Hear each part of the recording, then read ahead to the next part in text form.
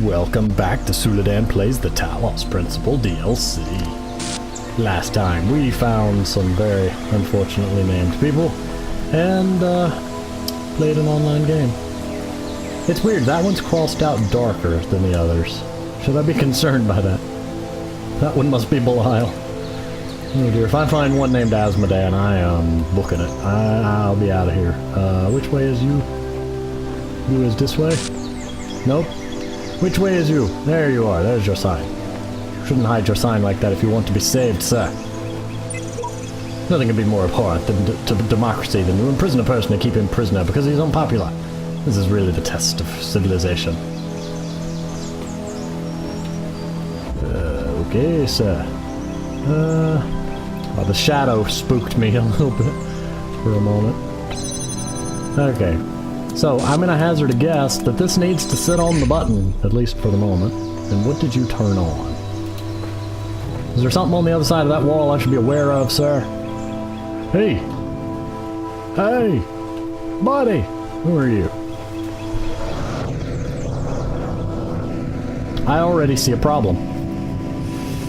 Okay, I need something to push this button, but I need that to be there.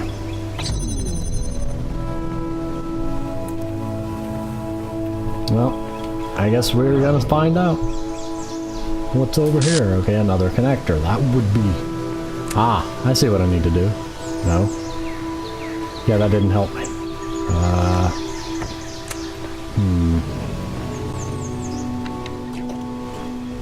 Ah, wait. Maybe. Yes, this. Yes! Yes. This will work. This will work splendidly. I can take that and the hologram fan will do its job. What did I need the hologram fan for, you may ask? What I can do this. Okay, move. I can do this.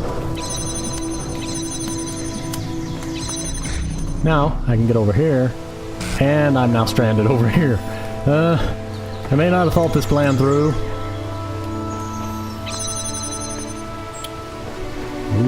Okay, I may not have thought this plan. That gate has a star on it. That puzzles me.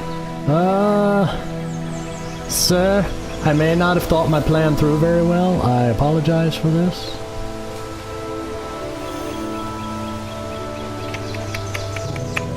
I've got no way to get back now. And I just ran through that. Wow. Okay. Let's try this one again from the top. Because whatever I just did apparently is not the right answer.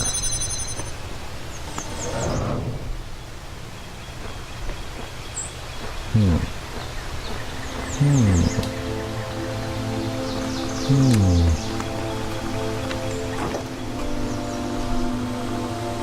that's not gonna help me.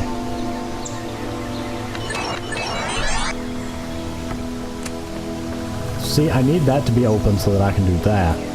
But I need to figure out a way to get over here.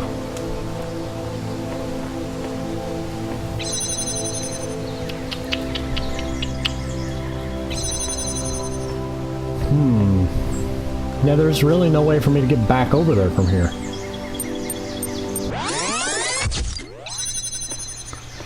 This is one of those puzzles that I consider to be somewhat annoying.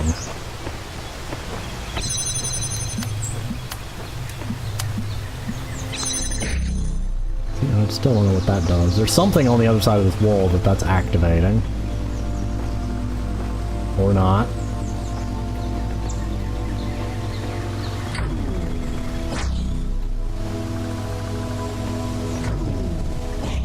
Sounds like a door. Okay, and there's no way for me to access the red one without having gotten over there. To which that lever frees him. So that's the end of the puzzle.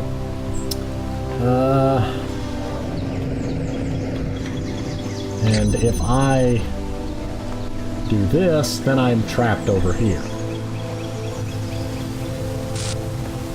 With no way to complete the puzzle.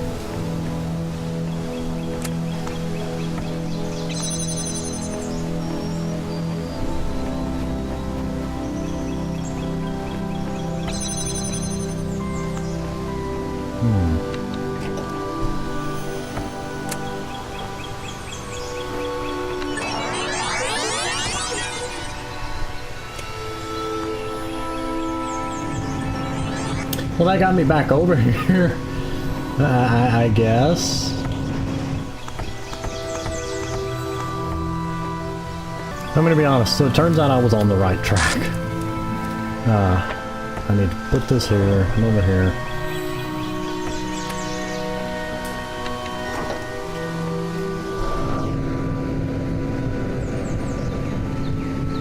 It's always the ones involving the recorder and like large amounts of waiting around that seem to just fly right over my head.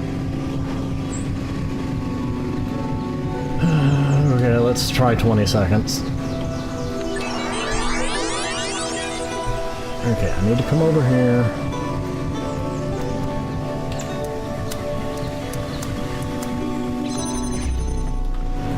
Now I can fly back over here, put that back, and now I can get this connector. I'll be honest, that's as far as I looked.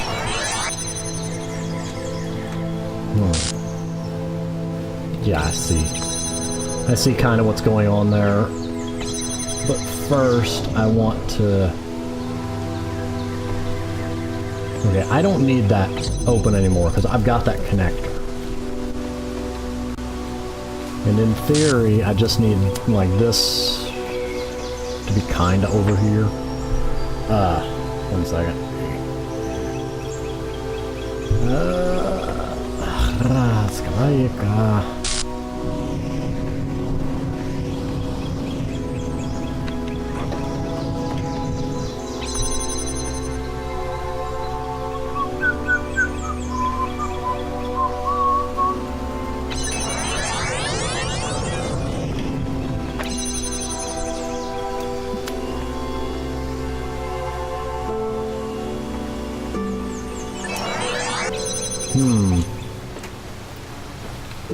Because I need one to be right here.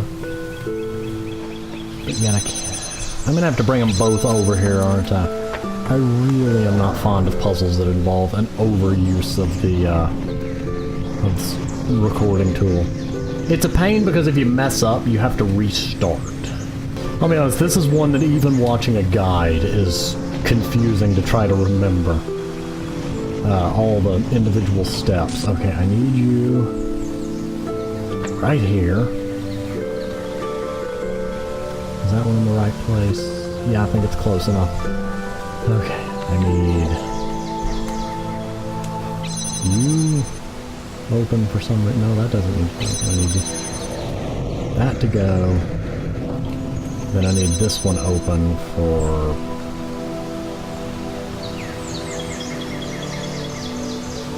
however long. Yeah, if I do that, then that can... No. I've already broke it. No. I don't know. This is what's aggravating.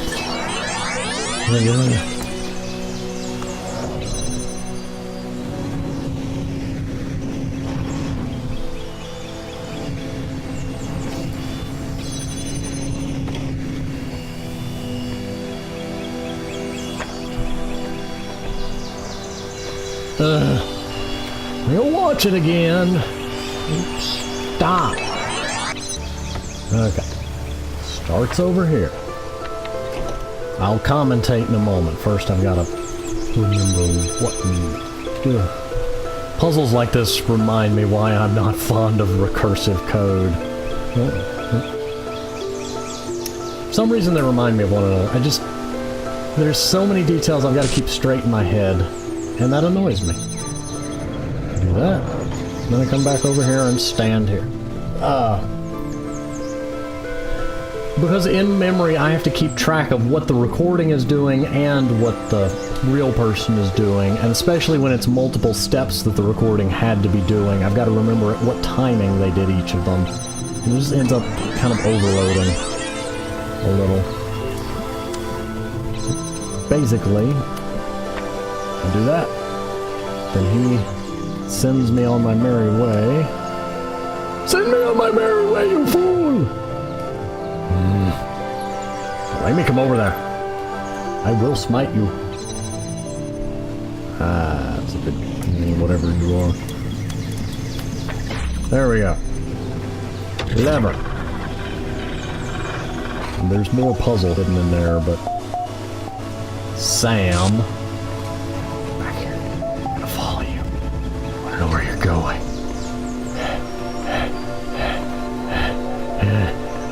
Where are you going? No, I can't follow him further than that. I was kind of hoping that they wouldn't have thought that somebody could follow them and it just would have gone weird. I like that you have a weird dog thing going on over here, but... What is that?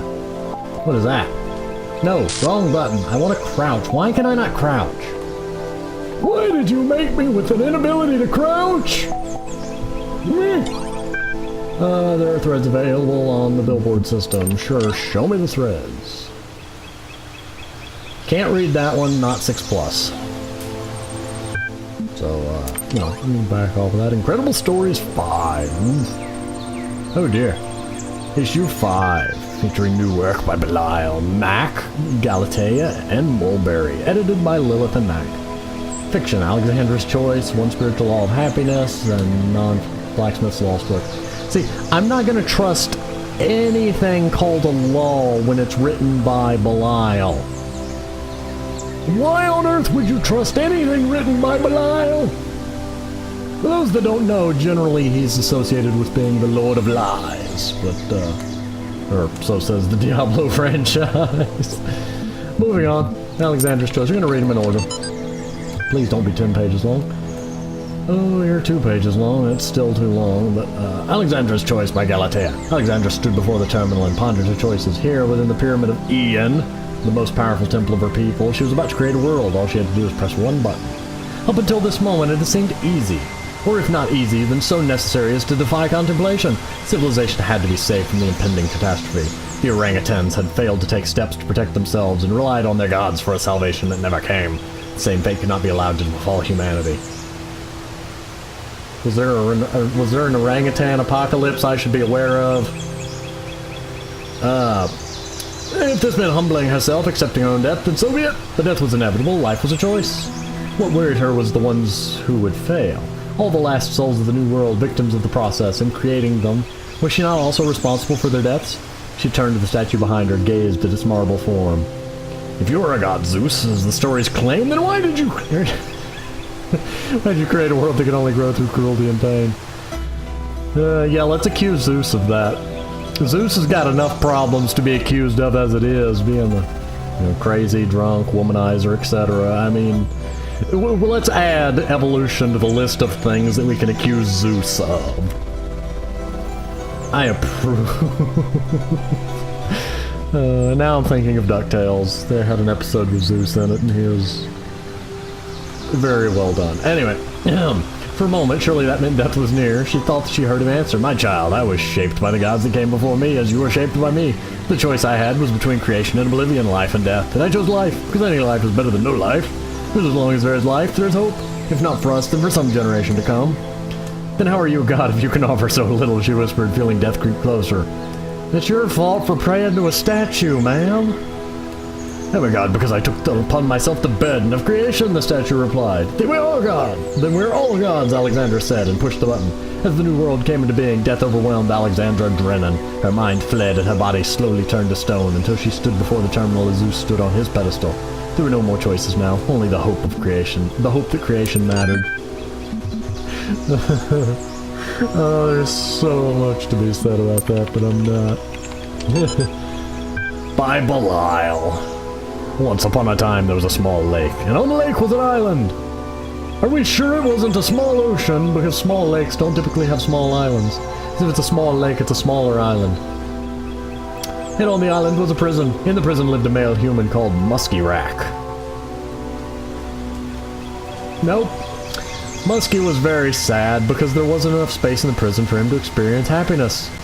I think he should be more concerned about his name. That may be why they put him in the prison. He just refused to bathe for so long, they said, "You know what, we're just going to lock you on an island so we don't have to smell you anymore." "Must discover the one spiritual law of happiness," he said to the other prisoners. A female human called Zene and a neutral human. Male, female, and now we've got good, evil, and neutral thrown into the mix. Don't Dungeons and Dragons me here. We got a chaotic neutral in the mix. Named Crumper, but they didn't care. He couldn't understand how they could be so calm.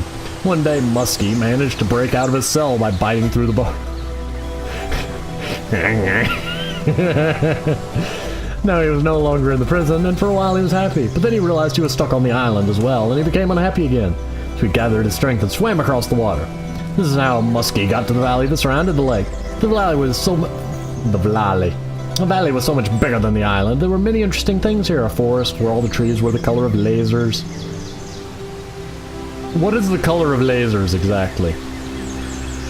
A swamp with boats in it, a singing dog, and also a city where toasters lived. For some years, Muskie was absorbed by all this, and he was happy. But then he started feeling trapped again. The valley was surrounded by mountains, and soon they looked like prison walls to him. He tried climbing the mountains and came to a bigger country. But even that was surrounded by oceans. Where was true freedom? Where was true happiness? We need almost lost hope. Muskie. That is an M. I'm sorry. That is not an H.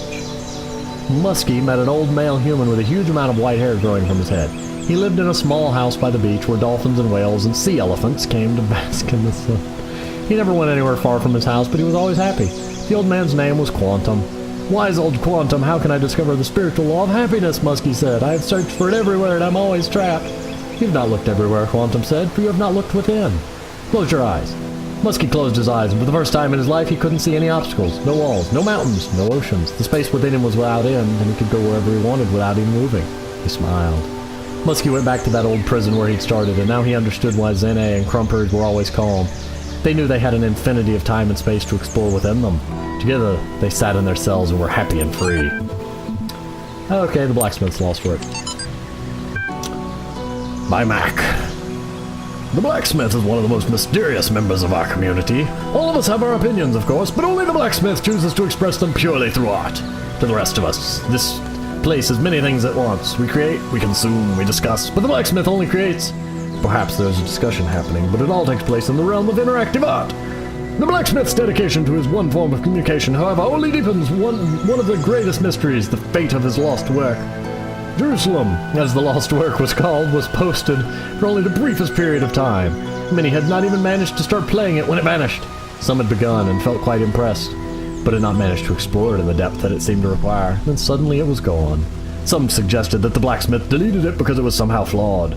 Others think that he accidentally destroyed it by a glitch. But the blacksmith refuses to ever upload anything twice.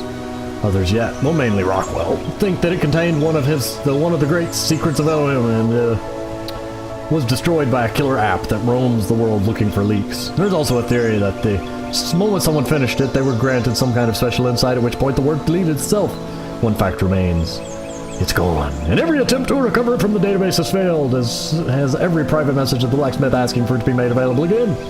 What was Jerusalem? What was it really about? We may look for hints in the blacksmith's more recent works, which we may hope the file turns up again someday. But the truth may never be known. These things take up a lot of time. New gallery. Voting is now closed while we tally up the results. Of course, you may... I am reading! Stop typing! That's just... I'm going to cover it in my hand. Voting is now closed while we tally up the results. You, of course, may continue to explore the gallery at your leisure. Rockwell, how convenient. The vote was closed just before I got here. Kaiju, good luck, everyone. I wouldn't let my newfound freedom come between me and watching the live result. Oh, you're done typing? Okay. Lilith, the results are in. Knave, drum roll. Lilith in third place, the blacksmith with his abstract collection. Dog, I don't know why everyone keeps voting for this guy when he never shows up in person. Bit holier now, if you ask me. Kaiju, come on, it's not like he won again this season. Lilith, it was a very tight competition this season for the first and second places. In the end, it came to a single deciding vote. Second place this season is Mr. Mulciver with his collection of natural history curios. Mulberry, really? I owe it all to you guys. Yeah, I know I called him Mr. Mulciver. I know. Who won? Your lackadaisical approach to these announcements tires me. Please inform me who won. Lilith, okay. Finally, the first place winner of the season by a single vote, and next season's leading light. The winner is, wow, a real rank outsider. It's Knave with Where the Humans Live. That little tiny minimalist house. Woohoo! My first ever win. Congratulations also to all those who voted for Knave. Be sure to check in for your rewards. Rockwell, Lilith, who exactly turned the vote? Lilith, Lamb had the deciding vote as it so happened. Unfortunately, you didn't select the winner and gained no profile status. I clicked all the things. You saw it. So, meh. It's not my problem. Watch, there'll be multiple endings and I just messed myself over completely. Mr. Mulberry's theory on food. Since Nave asked in previous thread, I thought I'd write something about food. Attachment on food.txt. I just want to play the game! I'm sorry, I enjoy reading these, but when the reading ends up taking up 2/3 of the Let's Play, it's... Food is something that was incredibly central to the human experience, yet seems completely absent from ours, even though we are similar in so many ways. Humans required fuel. They got this fuel by consuming other living things, of which there was a great variety in the world. Without fuel, they didn't merely slow down or temporarily stop functioning, as when a power source was removed from a turret, but physically decayed in a way that could not be fixed. This meant they had to constantly seek new sources of fuel at least 3 times a day. They also had to deal with those elements of their fuel that their bodies could not process. These were excreted through 2 orifices between their legs. The word orifice doesn't usually get used, but... the latter subject matter was the source of many taboos and also had a great deal of humor. Those resulted in frequent controversy. The most famous artist to engage with the subject matter was called Scatman John. He's a musician, last I checked. Scat music has no relation to the subject matter you are referring to, sir. The fact that the words sound the same is by complete coincidence. One of the ingenious things our human ancestors did was transform the chore of fuel-seeking into a source of pleasure. Since parts of their bodies respond to chemical configurations by producing sensation, they use this trait to create a truly stunning variety of foods, each having a different so-called taste. Foods were available at widely distributed fueling stations, which also provided excrement removal facilities, so food became a source of pleasure. However, the inefficiencies of food distribution in human society frequently led to significant shortages for sections of the human population. There were attempts to rectify this, ranging from moral appeals to struggles for systematic change, but I do not know if they succeeded before the end. Okay. Kaiju, weird, awesome stuff, thanks. Nave, I feel smarter now. Dog, what I don't get is how so many of them didn't understand that they were machines. Every day they went around processing matter to extract energy, and they didn't realize this? This has TALOS principle stamped all over it. 4. Perhaps they simply aspired to something more than being just food processing machines. Dog, that's still what they were. Bored. Not if they chose to be more. Lamb, I'm glad we don't have to deal with all that. Garrett, we may have to when we get out of here. Belial, there is no out of here. 4. Don't start fighting, folks. You know we depend on each other. Mulberry's theory is fascinating and gives us insight into the world that was. We shouldn't forget the world that is, the world we built here. Already read that. And I can't read that one, so we are exiting. Okay, and yes, I know that there is likely, oh dear goodness. I'm not dealing with those stars right now. I will come back for them.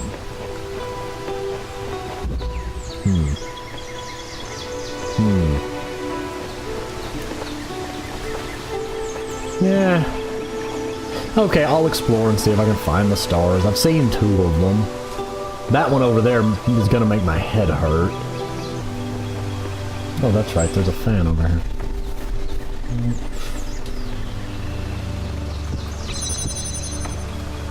I need that.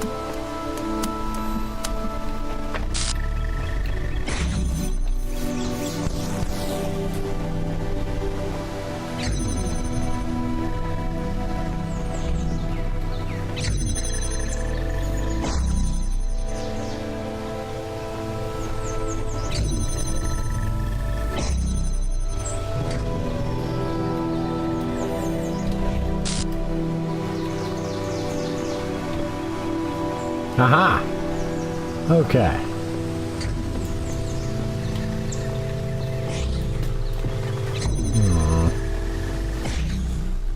Well, that didn't work. Did not work to my advantage.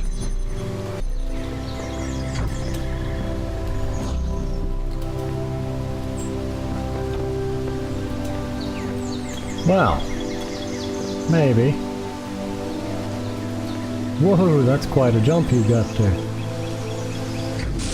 Wait, isn't the star over there?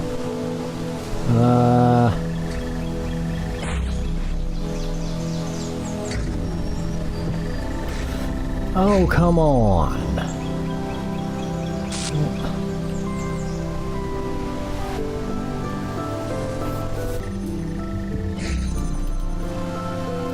Get up there. Going that way would be useless.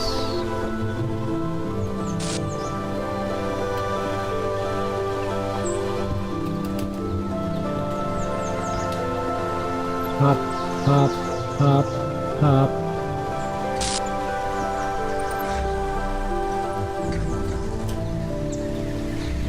Oh, maybe. Well, we ain't bringing it with us. Okay, that's that star gotten.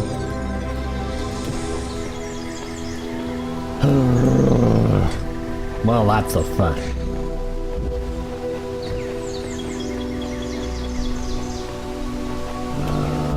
Through a window.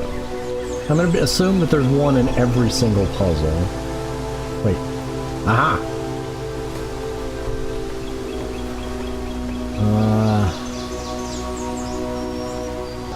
I'm gonna be honest. This one I had to look up.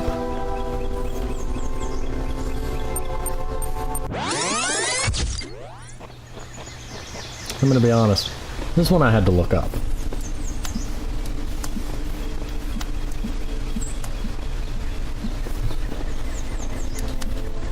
Ow. Move you.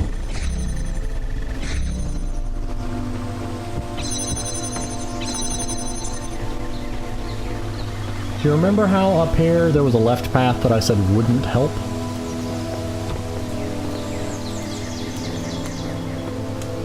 Now, apparently it does go somewhere. Okay.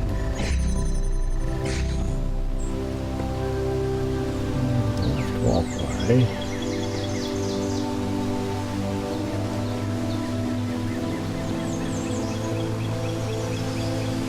Is this the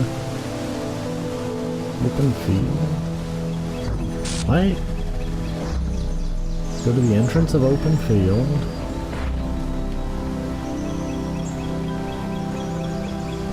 Oh, how did I not think of this? Wait.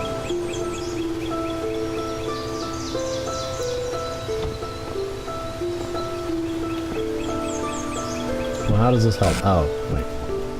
Aha! Aha!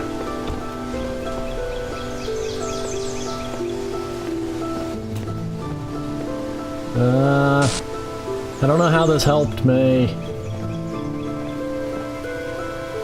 But jump there, there's no way I'll make it that. Maybe it's this way? Ah! Whoa! Dude, don't do that!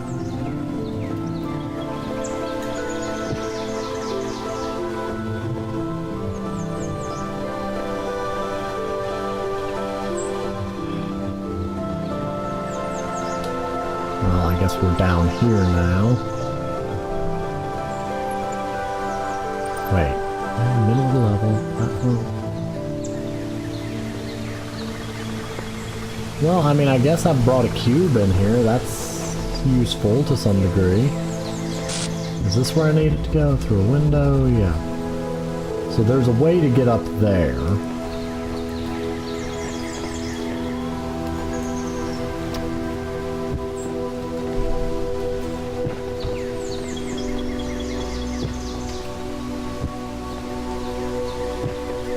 And that is not the way to get up there.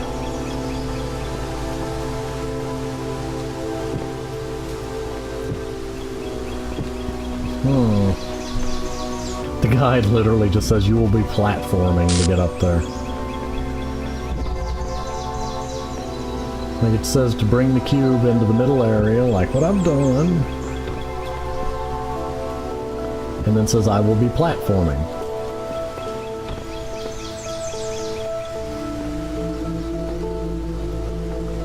But if I jump in there, I'm trapped. Oh, hang on, maybe...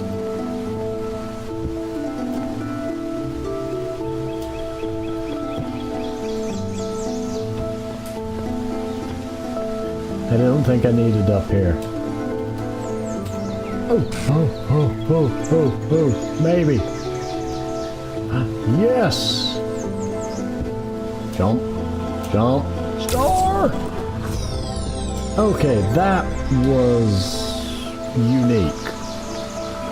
I'm gonna put you there. Doesn't make any ripples when I jump on it.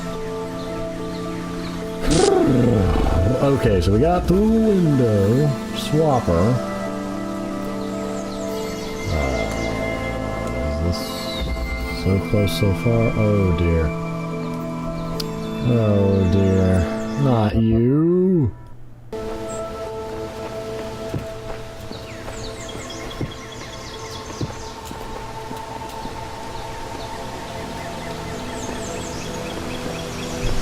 Okay, I'm gonna be honest.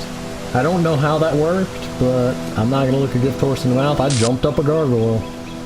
So we're just gonna glitch our way over here. Oh no, it's behind the door, isn't it? Oh no. Well, that makes this a lot more complicated.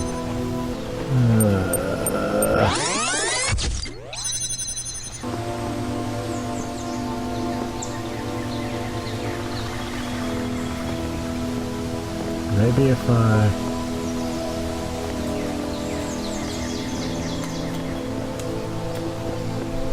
This didn't help me. This did not help me at all. And I brought a box with me. Ooh, don't go that way. Is there a box?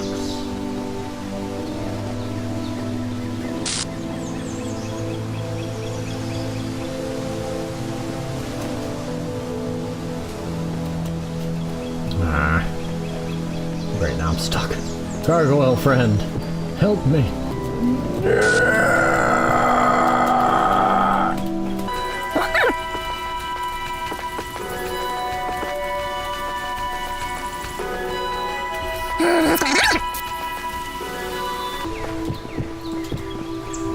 Whoa, I don't know what just happened there.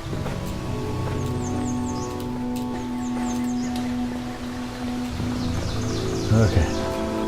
Up here.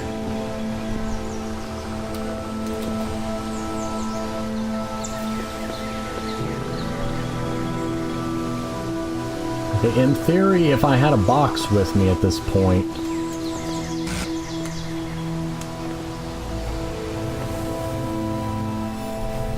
Was there a box at any point in this puzzle?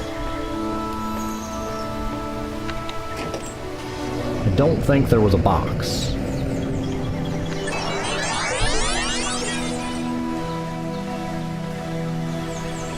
Well, there was that weird place that I couldn't get to, but...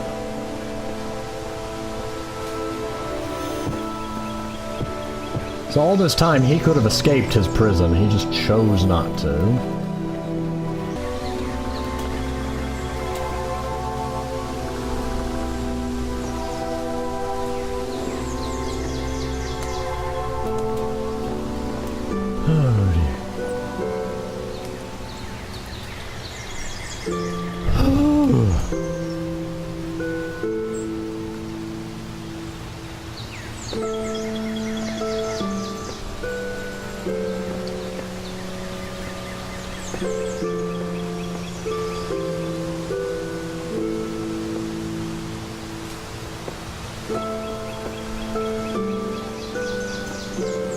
No way for me to get up, though. Wait. Can I walk around? Oh, you're kidding me. Oh, come on. No, that wouldn't have led me anywhere useful anyway. I really don't like this one. The reason I'm switching to third person is supposedly it alters the hitbox location slightly, making the climbing of the statue easier.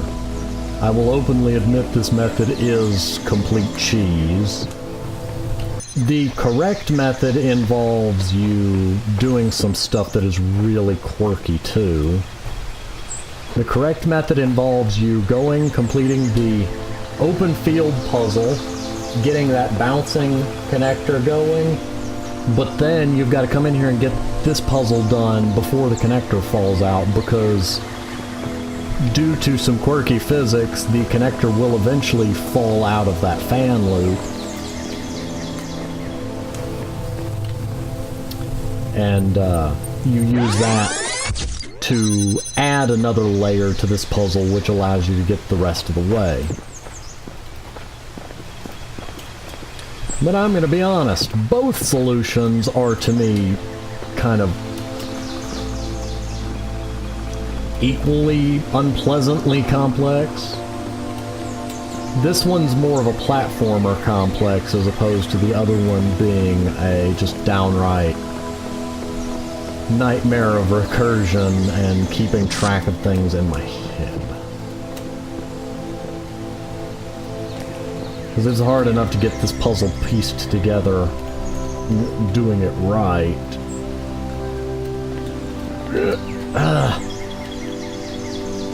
I remember, I'm not supposed to land on the low points. The low points kick you out. If you stay on the high ledge, you should, assuming they didn't patch it, get up there.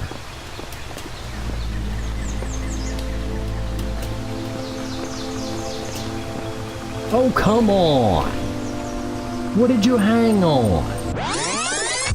Excuse me, where is... OBS had vanished, sorry. It's like, whoa, where did you go? I need my recording window so that I know it's recording. Well, maybe if I get up on it out here where I've got a bit more...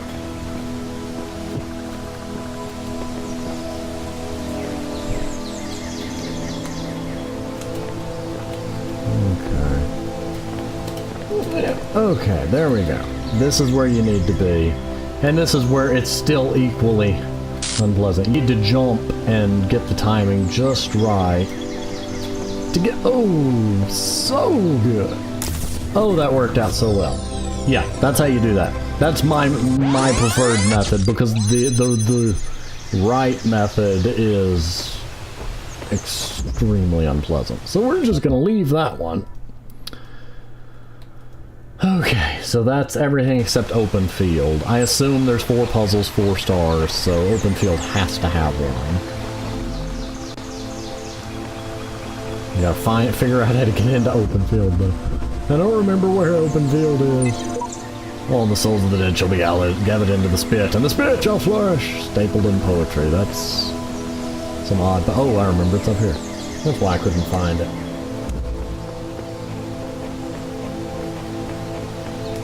I think it's creative for them to kind of connect the puzzles like that, and I like the idea of it using the big bouncing connector, but as the connector has a tendency to fall out of its back and forth loop, the box just gets knocked loose eventually, and that causes the connector to fall out.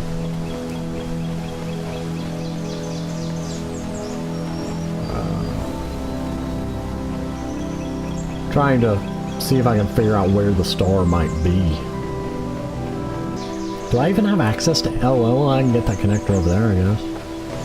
I get that the DLC ones are intended to be more difficult, but oof.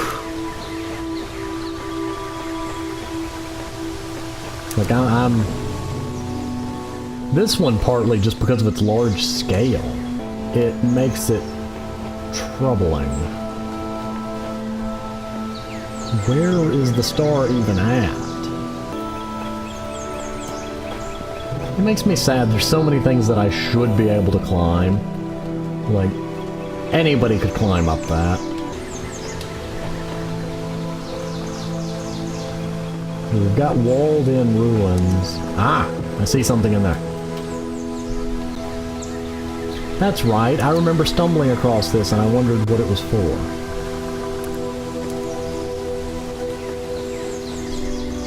No, I'm trapped. I don't think I can climb out.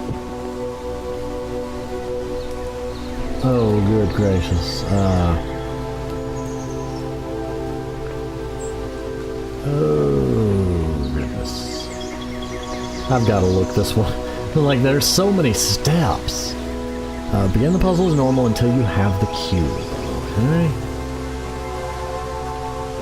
I don't have the cube. Need a red receiver for that.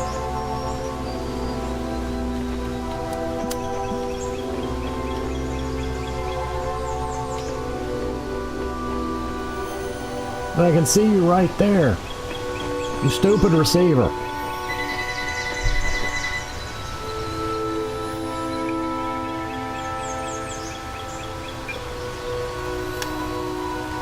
Hello?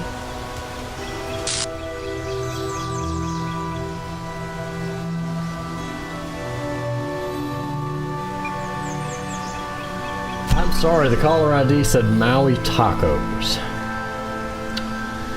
The recording had nothing to do with tacos, claiming that my car is extended warranty. The problem with that, I don't have a car attached to that phone line. That's technically a fax number, so it's not attached to anything that could be used for that.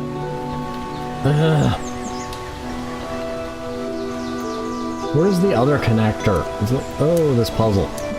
I'm getting to where I'm running low on patience for these puzzles. I don't mean it in the wrong way, it's just these puzzles are getting to the point where there are so long and so many steps that the puzzles get tiring, and then the setup for the stars have to be more complex than the puzzles. And it just... they become grating in some cases. Like, instead of being a fun and interesting puzzle, it just becomes... oh great, I get to look up a checklist. Okay, I got the cube. Place the cube on the red receiver fan platform. How would I have figured this out? Like, intuitively, aside from trial and erroring it 1,000 times. Take a connector, go past the prisoner, go inside... and that's the ruins where the blue connector and fan are at. I saw that tree. Okay. Connector in hand. Connect that. All the way back. Yep. It's like... yeah, I don't think that's gonna work.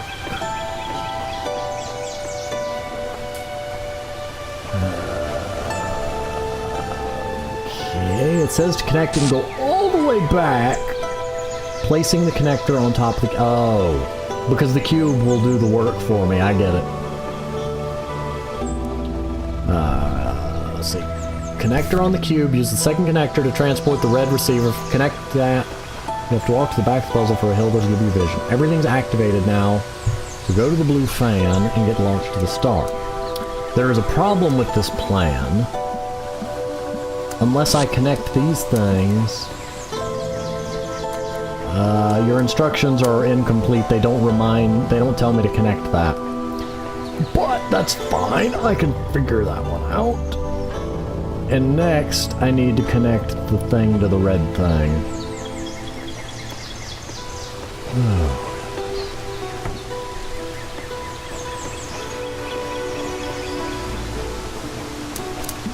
Fun part is I've got to connect that and this with a single connector. Which, if memory serves, is doable. It just involves me stretching it all the way over here.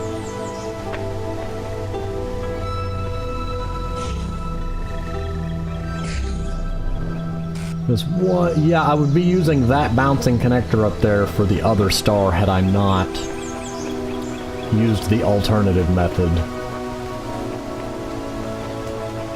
Like, there is no reasonable way that I would have intuitively just logicked that. But this fan sends me to this tower, which sends me to the star. So this area is complete. It's mostly just that last puzzle was frustrating, and then the stars connected to the last puzzle were equally so. The thing had no messages. Okay, so that's area 1. Kind of afraid they're all going to be waiting out here. Oh dear, they are. Oh dear. Sam, Kaiju, Belial, and Garrett. Why are you just standing out here, man? Men. Robots. Friends, robots, countrymen, lend me your... Well, you don't have ears. Okay. But yes, that's World 1 done. I assume this is going to be steadily filled with more and more people. Now, the scary thing is, what if the ending depends on me getting them freed in precisely the correct order? Because that might affect my interactions. Anyway, I'm going to go ahead and pause here. I do enjoy the DLC, don't get me wrong. I mainly enjoy the story, and many of the puzzles are fun. It's just certain puzzles are, to me, non-intuitive, and they become frustrating. And when even the instructions are confusing from a guide, it becomes even more frustrating. And then when you put a star on top of that involving the same puzzle, forcing me to cheese the puzzle, it just... a lot of it just frustrates when they're combined like that. But I do love the DLC. I'm having fun with it. I look forward to going to Area 2 next time. There's 5 of them and 4 stars, so we'll work that out as we go. There's 4 of them there and 4 of them there, so we've got a lot of people to free and a lot of stuff to read, probably. So, anyway, gonna go ahead and pause here, and I will see you next time.